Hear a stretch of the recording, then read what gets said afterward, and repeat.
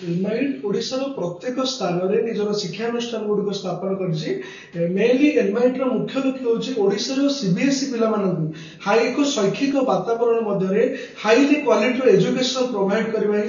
लक्ष्य निकट में आम नियारी ब्लॉक टोला निकट में आम एक नूतन शिक्षानुष्ठान स्थापन करूँ साधारणतः पिला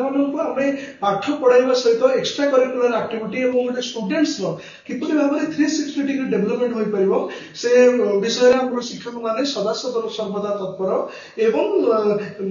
यार समस्त शिक्षक माने well educated and highly qualified and well experienced also तेणु पिला अति सुंदर भाव में पाठ पढ़ाती से निमंते प्रति वर्ष आम प्रत्येक सेंटर रु पाखापाखि 10 रु अधिक छात्र छात्री 90% एवं स्कोर करती